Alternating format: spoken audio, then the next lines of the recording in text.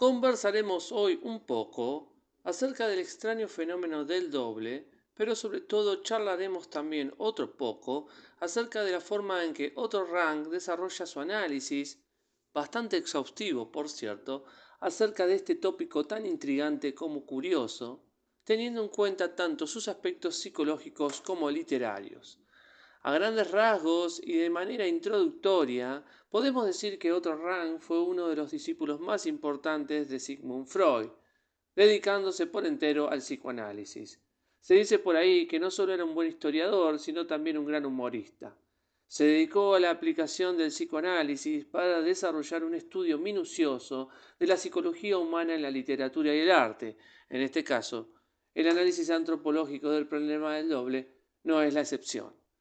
En su libro El doble, sobre todo en el primer y segundo de sus capítulos, los únicos capítulos del libro que serán revisados aquí, comienza a preguntarse acerca de aquellos elementos psíquicos guardados, ocultos, que vendrían a explicar el problema del doble, los cuales, al parecer, se revelan por manifestaciones que, para el autor, son completamente irrelevantes. No obstante, este curioso psicoanalista vienés presenta el problema del doble como un verdadero drama del mundo romántico, es decir, un concepto clásico muy característico de una tradición literaria popular. Es por eso que Otto Rank realiza el análisis del doble tomando como ejemplo una serie de obras cinematográficas y literarias. Para este autor, el doble, al parecer, viene a ser comprendido, por ejemplo, como una sombra espectral que acude a provocar el tormento neurótico de aquel individuo que, creyendo un ser único y completamente irrepetible, debe padecer los sinsabores traumáticos de tener que encontrarse con aquella horrorosa figura idéntica a él, interpretándolo al instante como una especie de amenaza que atenta contra el sentido unívoco de su propia conciencia aparentemente indivisible. Aquí, la existencia de la otredad idéntica anula el delirio psicolingüístico del mito yoico de la unidad inseparable. En otras palabras, imagínase que uno que se encuentra con su doble podría pensar lo siguiente: si existe alguien idéntico a mí, ¿puedo continuar siendo yo mismo? La perplejidad viene a ser el resultado natural de una escinsión imperceptible como esta, tocando los márgenes de una psicopatología irremediable, arrastrando al protagonista de su propia tragedia hacia los umbrales de la locura, lo cual no es poca cosa.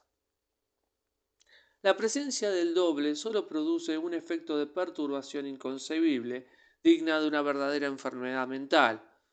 Por otro lado, a su vez, la presencia del doble funciona a la manera de una advertencia, la anunciación de un terrible peligro misterioso que solo el protagonista de aquella aparición espectral puede advertir ante la cotidiana indiferencia del resto de los seres humanos que no alcanzan a comprender las razones ocultas de su padecimiento.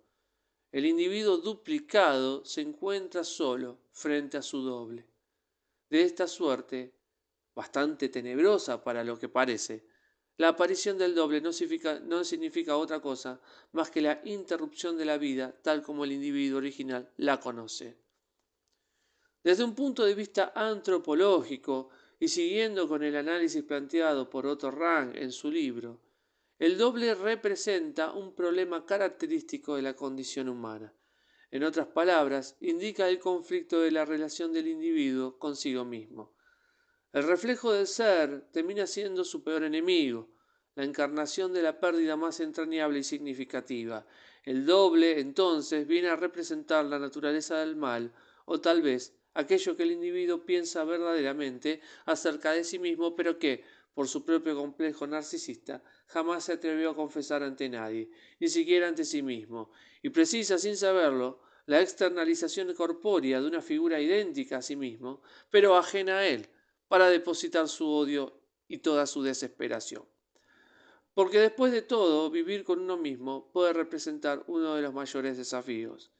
Este sí, supongo, que hubiese sido uno de los trabajos más difíciles para el mismísimo Hércules si le hubiesen encomendado aquella tarea. Es decir, encontrarse consigo mismo y tener que atravesar, él y su doble, el desafío delirante de tener que llevar a cabo una vida en común. Imagínese. El doble es siempre el antagonista del ser, que se ve agobiado por su presencia ineludible, acosado por el continuo asedio de aquella sombra, de aquel horrible espectro que lleva su mismo nombre y su mismo aspecto a donde quiera que vaya, sin tapujos, sin miramientos, como la eterna provocación que lleva sus pasos hacia la inercia inevitable de un abismo trágico. El protagonista considera que el doble, su copia perfecta personificada en una amenaza paranoide, es su peor enemigo, pero nunca jamás considera que tal vez sea él, la copia absurda y terrible de aquel otro que lo persigue y lo aterra. Ahora bien, en el desarrollo de su cosmología ética, por ejemplo, Plotino, aquel que hizo de sus comentarios de la obra platónica las bases metafísicas que dieron origen a la primera forma de la escolástica, es decir, del pensamiento medieval, entiende que Dios es la unidad de la cual parten todas las cosas que son y que por lo tanto la unidad es el bien, porque es unidad y no otra cosa distinta de sí misma. Dicha unidad, al pensarse a sí misma por un principio de emanación, provoca la división de la unidad, naciendo con ello la inteligencia. Esta inteligencia es una copia de la unidad y su nacimiento provoca la alteridad, es decir, no en palabras de Plotino, sino de acuerdo a nuestras impresiones analíticas superficiales, el doble. El doble es la división del ser como individuo, y como la unidad es el bien y lo contrario del bien es el mal, siendo a su vez que la alteridad es lo contrario a la unidad, entonces el doble es el mal que perturba el bien de la unidad. Claro, esto es lo que decimos nosotros, porque si Plotino tuviese la desdicha de escuchar estas observaciones, se mostraría completamente en desacuerdo con nosotros, pues la inteligencia, de la cual proceden todos los seres del mundo inteligible, es considerada por este filósofo clásico como una unidad trascendente de cualidades divinas que se asemejan a la perfección, y que el mal no es otra cosa más que el mundo sensible y sus seres corpóreos. En otras palabras, el mal es la alteridad, es decir, aquello que se encuentra más alejado del uno, causa y principio de todo. Es por eso mismo que, en el caso del doble, el personaje principal, este supuesto ser original de la conciencia organizada, a la manera de una identidad incapaz aparentemente de toda mitosis posible, empieza a ser objeto del escarnio, del desprecio y de la burla de todos. Su vida se arruina para siempre. Bien, por otro lado, otro Rank percibe que el doble funciona como un espejo cuyo reflejo representa el castigo por la desobediencia involuntaria del individuo original de una ley que él mismo ignora por completo. El reflejo es una verdadera catástrofe, el signo inscripto en la frente del individuo que la padece como un castigo imposible de evadir. El doble, copia idéntica del individuo marcado por la mitosis terrible, no solo funciona como el espejo de su propia miseria, sino además como una sombra escurridiza, que a veces es perseguida por el individuo y otras veces se transforma en el ominoso perseguidor de su víctima kafkiana. La persona entiende que debe recibir un castigo, pero desconoce absolutamente las razones que justifican su proceso, tal como le ocurre al señor K en la novela de Franz Kafka, particularmente titulada El proceso. El espejo y la sombra, nos explica Otto Rank, aparecen al yo como sus ineludibles semejanzas, semejanzas terribles que sumen al individuo en la incertidumbre y en la locura. Por su parte, el espejo le muestra al individuo la imagen de todo lo despreciable y maligno que habita dentro de sí mismo, pero que el individuo no desea o no puede admitir, mientras que la sombra convierte todo aquello indecible en la figura misteriosa y constante de un perseguidor que hace evidente los rasgos paranoides de la experiencia del doble. Además de presentarse a la manera de un espejo y de una sombra, la experiencia del doble funciona para el individuo ajetreado como la figura de un ruin usurpador. El doble viene a quitarle todo aquello que sea importante, es decir, el doble usurpa, señala otro Rank en su texto, los derechos humanos de su aperplejado original. El doble, por tanto, como una imagen completamente independiente de aquel, se transforma de pronto en el peor obstáculo para continuar la vida tranquilamente, provocando un efecto catastrófico para la mente perturbada del yo que sufre los efectos de esta extraña mitosis psíquica. Porque todo lo que el doble significa posee el significado, valga la redundancia, de una sombra que intriga constantemente contra el individuo original, si es que tal cosa pudiese llegar a existir. De acuerdo a Otto Rank, el doble, caracterizado en este caso como una sombra o un espejo, es el resultado de una división interna que provoca la proyección hacia el exterior de una figura visible e independiente, y que siempre termina cruzándose en el camino de aquel otro que se cree un individuo único y original, privado de todo mal o pecado, y que lejos de verse como el responsable de tal aparición, termina imaginándose que es la víctima de tal. En otras palabras, el individuo termina siendo víctima de sí mismo y ni siquiera es capaz de darse cuenta. El individuo tiene la constante percepción de que el doble lo persigue y que conspira contra su bienestar, por lo que la relación con el doble parece estar caracterizada por la suspicacia y la cautela. Nadie, a fin de cuentas, en su sano juicio quisiera tener un doble, y mucho menos encontrarse con él. Después de todo, si se lo piensa bien, se trata de un destino bastante particular.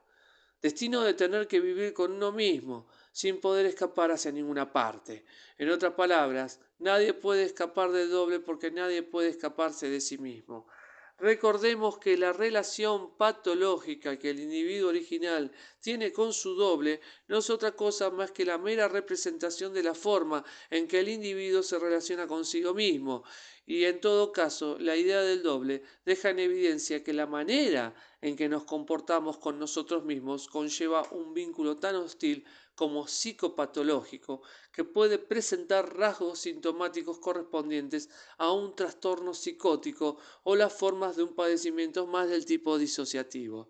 Si nos referimos al fenómeno del doble como el síntoma de una experiencia psicótica, nos referimos al padecimiento interno de un cerebro, en este caso podríamos decir trastornado. Más allá de que se entienda los trastornos psicóticos como un síndrome clínico, sus manifestaciones sintomáticas suelen ser sumamente variadas y múltiples, afectando las conductas, las emociones y también las percepciones de cada individuo en particular. En el caso del fenómeno del doble, Otto Rank lo identifica como un síntoma característico de un trastorno esquizofrénico de tipo paranoide, donde las ideas delirantes y las alucinaciones son frecuentes. Aquí el juicio de realidad se ve afectado por delirios de tipo persecutorio o delirios de grandeza, es decir, el individuo percibe que viene a ser la víctima irremediable de un perseguidor o de un grupo de perseguidores que lo vigilan y que conspiran contra su integridad de manera constante, desarrollando un tormento intrínseco determinado sobre todo por una sospecha paranoide. En todo caso, el individuo no confía en sí mismo después de todo. Pero al no poder admitirlo, proyecta un doble para desconfiar de la copia, alimentando con eso los contenidos de su propio delirio de persecución, cuya certeza interna lo torna un asunto del todo incuestionable, más allá de toda duda posible. Pero si comprendemos al doble, en este caso, como una copia del individuo original, y si dicha copia, corporizada en la materialidad independiente de un cuerpo visible e idéntico, se transforma en aquello que asedia y conspira, entonces el individuo, sin darse cuenta, se transforma en el perseguidor de sí mismo, aunque él no lo sepa. Tal vez, pensando en voz alta, el hecho de comprender la naturaleza del doble nos conduzca hacia el logro de una mejor comprensión acerca de la naturaleza del yo como unidad consciente. Cosa difícil de hacer si el asunto se nos presenta de forma súbita, delante de nuestros ojos incrédulos, justo cuando estamos yendo a hacer las compras o nos encontramos viajando en el medio de un tren atiborrado de gente, como suele ocurrir siempre. Y más si nuestro cerebro está perturbado por dolencias impronunciables y nuestro juicio de realidad se ve alterado por nuestras percepciones psicóticas. Por el momento, sin embargo, tan solo diremos que el doble que persigue sin descanso ocultando una serie de intenciones que son aparentemente hostiles, provocan en el antagonista el impulso irracional de liberarse de aquel oprobioso antagonista. Y en todo caso, ¿quién puede culparlo? Supongo que la mayoría de nosotros haríamos lo mismo. Y es que el doble no solo angustia por ser la sombra que persigue los pasos de su víctima, sino que también es la representación de una imagen terrible, horrorosa, para los ojos ajetreados del individuo original. El individuo no puede mirar hacia atrás sin sospechas, ni tampoco puede mirar hacia adelante sin terror. La vida se vuelve un suceso meramente insoportable. Uno de los ejemplos que utiliza Otto Rank en su ponencia escrita es el de la novela de Oscar Wilde, El retrato de Dorian Gray. En la obra literaria, Dorian Gray es retratado por Basil, el artista que se ha enamorado del joven hermoso. Al presenciar la obra maestra del artista enamorado, Dorian expresa el deseo de ser eternamente joven y hermoso, al igual que la imagen que descansa en la materialidad del retrato. El deseo, aquí narrativamente hablando, sitúa a Dorian como un ser prácticamente inmortal, el cual viene a solazarse con las virtudes siniestras de su cometido narcisista. Sin importar el tiempo que transcurra, Dorian es tan joven como hermoso, mientras la imagen del cuadro va adquiriendo la horripilante tortura de la enfermedad y la vejez. Dorian oculta el retrato en un sitio donde nadie pueda contemplarlo jamás y a su vez lo cubre para que nadie pueda advertir las máculas tenebrosas de su alma pecaminosa que se va pudriendo muy lentamente. Aquí el doble funciona de la misma forma que el espejo, pero en este caso adoptando la figura de un retrato que provoca pavor y espanto, sobre todo para la conciencia intranquila y enferma del individuo original. Dorian no desea encontrarse con su doble porque no desea mirarse a la cara y contemplar de frente la verdad de su naturaleza inicua. Ocultar el cuadro y cubrirlo es una manera de huir, bastante infantil e inútil por cierto, debido a que, tal como sostiene Freud, nadie puede escapar de sí mismo. Hastiado hasta el límite de su propia patología nerviosa, Dorian decide destruir el cuadro fatídico, y al instante en que apuñala el retrato, el mismo Dorian, ya viejo, espantoso y enfermo, cae sin vida a la sombra de la figura del retrato que lo ilustra tan joven, hermoso y esbelto. Nadie, pero nadie, puede escapar de su doble. La raíz del problema gira en torno a la idea de que la relación del individuo consigo mismo parece ser tan intolerable como fatal, de tal suerte que se produce la división del yo en dos personalidades totalmente opuestas pero absolutamente idénticas. La imagen semejante se aleja del yo para que el individuo se pueda percibir a sí mismo, haciendo de tal encuentro una experiencia traumática y psicótica. Se trata de la representación dual de un mismo individuo cuyo extrañamiento solo puede explicarse gracias al componente de la amnesia. El individuo se divide en dos imágenes opuestas que representan el conflicto de su tensión interna, pero la conciencia del individuo no tiene recuerdo alguno de tal división. A pesar de este olvido, la imagen del doble se presenta a la conciencia perpleja del individuo original como una imagen morbosa que sugiere una amenaza inminente, imagen que no puede ser destruida de ninguna forma, porque asesinar al doble termina provocando siempre la muerte de su agresor. Al parecer entonces, la experiencia de encontrarse con el doble sugiere el peor y más horrible de los escenarios posibles. Ante dicho encuentro, el individuo original podrá pensar que se trata de una confusión, que tal persona no existe, que tan solo se trata de un temor ridículo, producto vano de una imaginación exaltada. Sin embargo, la existencia del doble es tan real como su propia imagen proyectada en el espejo. Allí está, el doble sombrío, tan idéntico a él como si fuera su hermano gemelo, el cual lo seguirá sin descanso, asediándolo a todas horas, hasta que toque las 12 en el reloj de la muerte y la locura. Se trata, según Otto Rank, del problema de la socialización con el propio yo, objetivado como duplicación externa, es decir, de la división de la conciencia, lo cual, por lo que nos cuentan, nunca termina en nada bueno.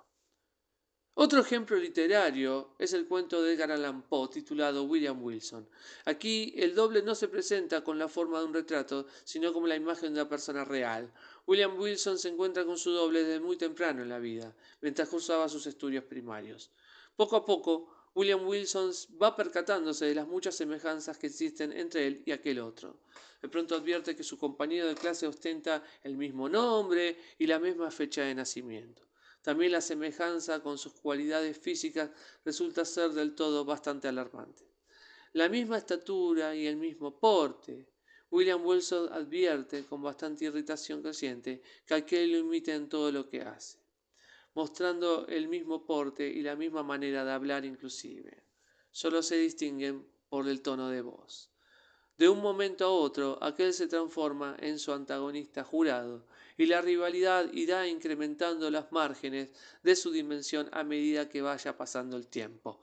El fenómeno más curioso es que nadie, ninguno de los otros compañeros de escuela, parecen advertir la naturaleza extraña de aquel conflicto tan singular quiero decir.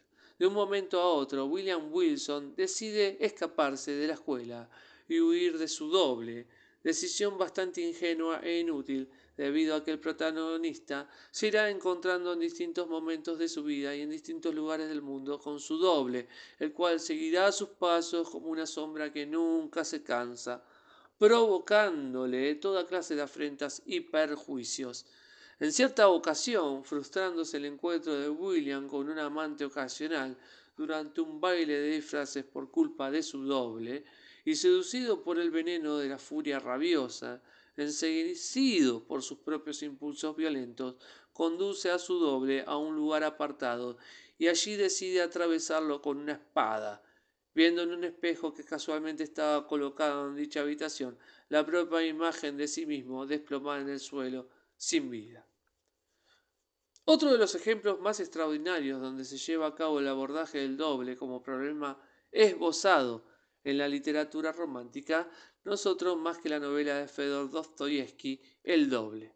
Aquí el novelista ruso nos describe las peripecias de un funcionario llamado Goliatkin, el cual, afectado por un extraño comportamiento paranoide, concibe que el mundo se encuentra conspirando contra él, advirtiendo el asedio de enemigos por todas partes. Todos quieren perjudicarlo de alguna manera. Otro Rang intenta advertir con ello la naturaleza psicótica de la existencia del doble como fenómeno psicopatológico.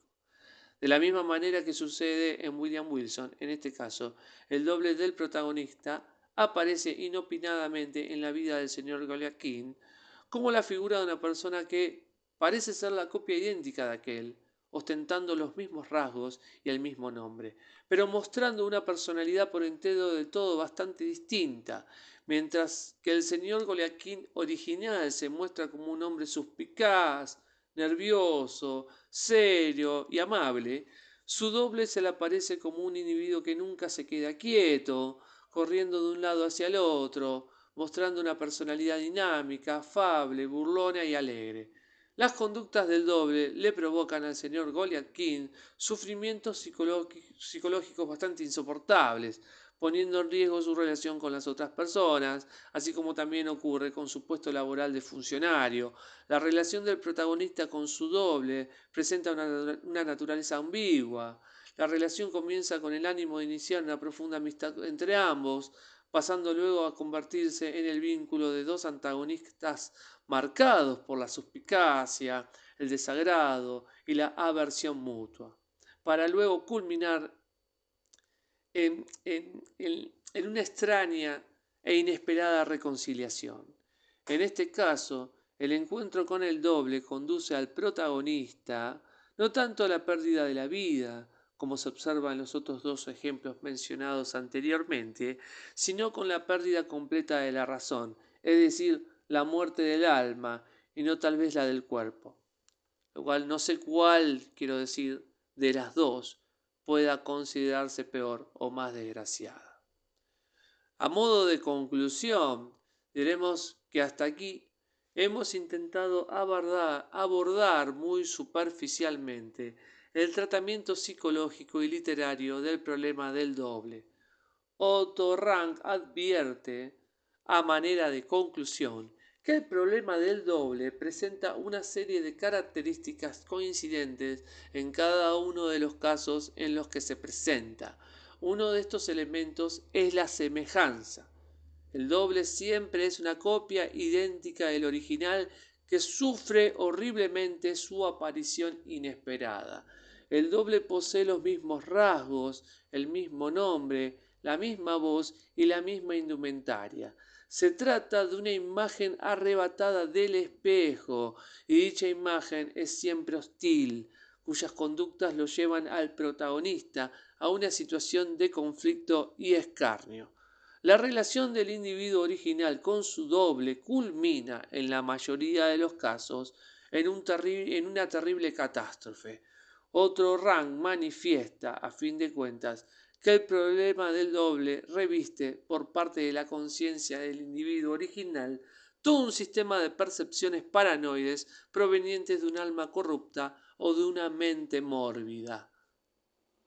Ahora bien, conversando un poco con ustedes acerca de todo esto, no puedo dejar de pensar en el hecho de que tal vez, en este momento, ubicado en un punto inestimable del mundo, se encuentre caminando por las calles de un barrio indefinido, tal vez cercano o distante, no lo sé, la vacilante figura de mi doble, perpetrando los pormenores fatídicos de nuestro encuentro posible. Es muy probable que sea idéntico a mí y que tal vez, al ser tan neurótico como lo soy yo, se encuentre pensando a su vez en todas estas cuestiones ficcionales. Tal vez, al considerar el carácter fatídico de dicho encuentro, le aborde el efímero destello de un temor que, casualmente, es el mismo temor que me encuentro sintiendo dentro mío en este preciso momento, y entonces postergue el momento de nuestra reunión. Porque después de todo, tal vez aquel otro que es idéntico a mí considere la posibilidad remota de que sea él mismo y no yo el individuo original de toda esta historia terrible, y que yo sea su doble fatal, obligándome a mí, en este caso, a ir en su búsqueda, transformándome en la sombra de la que no podría escapar de ninguna forma y convirtiéndome en la terrible imagen de su espejo final. Bien, por hoy hemos concluido y les digo adiós por el momento. Los espero en otra visita a la casa de Leopoldo, la cual espero que sea bastante pronta. Porque quién sabe, tal vez la próxima vez que vuelvan a la casa y se atrevan a golpear la puerta, quizá sean atendidos por sus propios dobles.